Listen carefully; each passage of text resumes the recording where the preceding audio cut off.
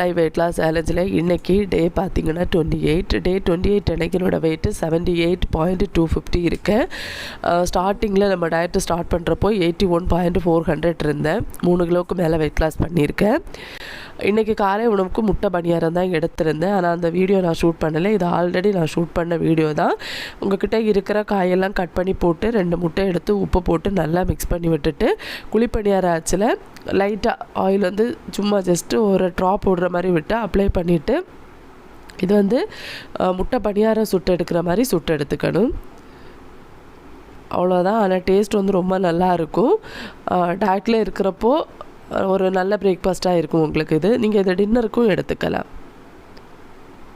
So அவ்வளோதான். இதுதான் இன்றைக்கி என்னோடய காலை உணவாக இருந்துச்சு. இது ஆல்ரெடி நம்ம ஷேர் பண்ண வீடியோ தான். ஸோ அதனால் எக்ஸ்ட்ராவாக நான் வீடியோ ஷூட் பண்ணலை. ஃபஸ்ட்டு பார்த்திங்கன்னா எனக்கு வீடியோ ஷூட் பண்ணவே முடியலை, எழும்பவே இல்லை. அவ்வளோ ரொம்ப டயர்டாக இருந்துச்சு. மெதுவாக ஈஸியாக என்ன சமைக்க முடியுமோ அதை சமைச்சு சாப்பிட்ருந்தேன். புதுசாக எதுவும் ட்ரை பண்ணலை. ஆல்ரெடி நம்ம ஷேர் பண்ணியிருக்க வீடியோஸை பார்த்து தான் நான் இன்றைக்கி ட்ரை பண்ணியிருந்தேன். இதுலேருந்து ஒரு 4லேருந்து 5 வரைக்கும் எடுத்துக்கலாம். இதுதான் இன்றைக்கி காலை உணவு. மதிய உணவுக்கு பார்த்திங்கன்னா காலையில் வந்து கொண்டக்கடலை கிரேவியும் ஒரு தோசையும் எடுத்திருந்தேன். ஒரு தோசை தான் இன்றைக்கி எடுத்திருந்தேன். எனக்கு பெருசாக பசி எதுவும் இல்லை. அதனால் மதிய உணவுக்காக இன்றைக்கி இது தான் எடுத்திருந்தேன். வேணும்னா கொஞ்சம் சோறும் சாப்பிடலாம். நான் சோறு எடுத்துக்கல, அதுக்கு பதிலாக இது எடுத்திருந்தேன்.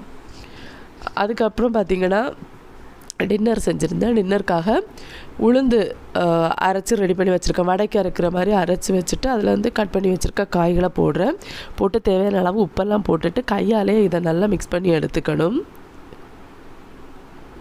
உளுந்து பணியாரம் தான் செய்கிறேன்.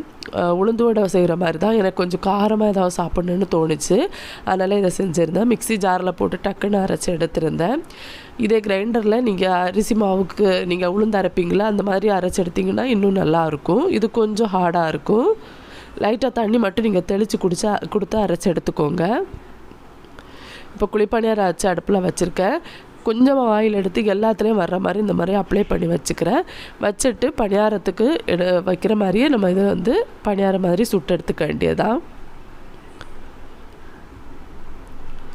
மூடி போட்டு நம்ம ஆவியில் வேக வைக்கிறனால அதிகமாக எண்ணெய் தேவைப்படாது. டயட்டுக்கு ஒரு நல்ல டின்னர் ரெசிப்பியாக இருக்கும்.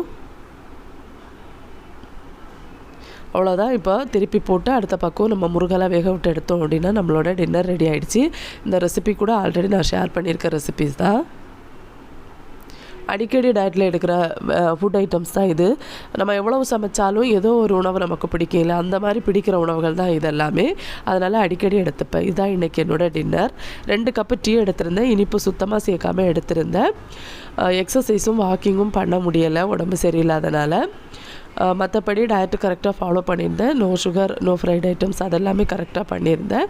எக்ஸசைஸ் வாக்கிங் மட்டும்தான் பண்ண முடியலை. ஒரு 2-3 நாளில் கொஞ்சம் சரியாகும்னு நினைக்கிறேன். அதுக்கப்புறம் முடிஞ்சால் வாக்கிங்காவது ஃபஸ்ட்டு ஸ்டார்ட் பண்ணணும். கொஞ்சம் கொஞ்சமாக எக்ஸசைஸுக்கும் மறுபடியும் போகணும். எக்ஸசைஸ் பண்ணதுக்கப்புறம் எனக்கு என்னமோ ரொம்ப ஒரு மாதிரி இருக்குது. இவ்வளோ கஷ்டப்பட்டு ஆரம்பிச்சுட்டு மறுபடியும் இப்படி வந்துச்சு அப்படின்ட்டு. ஃபேமிலியில் எல்லாருக்கும் காய்ச்சல் தான். அதில் தான் எனக்கும் வந்துச்சு. இல்லைனா கண்டிப்பாக இந்த முறை நான் தப்பியிருப்பேன். பரவாயில்ல, டயட்டை ஃபாலோ பண்ணுறேன். நல்லா வெயிட் லாஸும் ஆகுது. ஃபீவர் இருக்கனால தான் வெயிட் லாஸ் இந்த மாதிரி இருக்குதுன்னு நினைக்கிறேன். இல்லைனா இவ்வளோ ஃபாஸ்ட்டாக வெயிட் லாஸ் நமக்கு இருக்காது. உங்களுக்கு தெரியும் இல்லையா? ஓகே ஃப்ரெண்ட்ஸ், நாளைக்கு சந்திக்கலாம். பாய். தேங்க்ஸ் ஃபார் வாட்சிங்.